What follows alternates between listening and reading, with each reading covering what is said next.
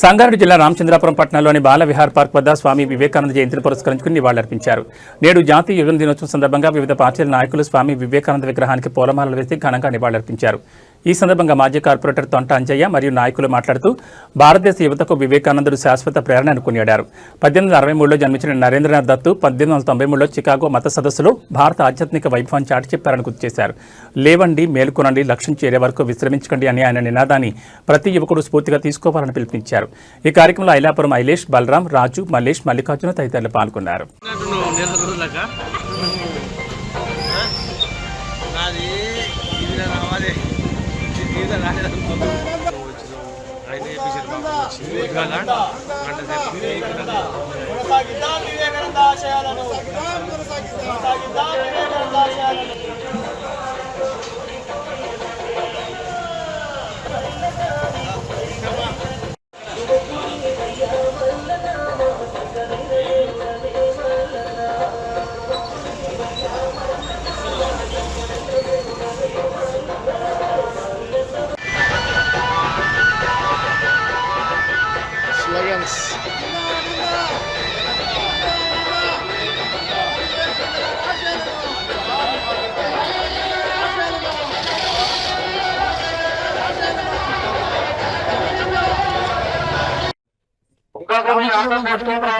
Park దగ్గర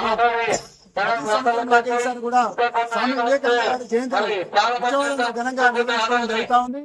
ఈ రోజు కార్యక్రమానికి రామచంద్రపురం పట్టణ జేసీ పెద్దలు అంజన గారు, అదేవిధంగా ఐలేషన్న గారు, రాజన్న గారు, అందరూ ఇక్కడ వినోద్ గారు ప్రతి ఒక్కరు పాల్గొనడం, స్వామి వారి యొక్క వివేకానంద స్వామి యొక్క ఆశయ సాధనకు ప్రతి ఒక్కరు ముందు వివేకానంద గారు గతంలో సనాతన ధర్మం యొక్క భారతదేశం యొక్క కట్టుబొట్టు, అదేవిధంగా ధర్మం యొక్క విలువలను ప్రపంచ దేశాలకు చాటి చెప్పినటువంటి మహోన్నతమైన వ్యక్తి ఎవరైనా ఉన్నారంటే స్వామి వివేకానంద గారు అని చెప్పి మరి ఈరోజు రామచంద్రాపురం పట్టణంలో స్వామి వివేకానంద గారి 163వ జయంతిని పురస్కరించుకొని రామచంద్రాపురం పట్టణం వద్ద బాలవిహార్ పార్క్ వద్ద ఉన్నటువంటి వివేకానంద విగ్రహానికి మరి మాజీ కార్పొరేటర్ తొంట అంజన్న గారు, అదేవిధంగా బలరాం గారు, రాజు గారు, కృష్ణ గారు, మల్లికార్జున గారు, వీరందరి ఆధ్వర్యంలో ఈరోజు జయంతి కార్యక్రమం నిర్వహించడం జరిగింది.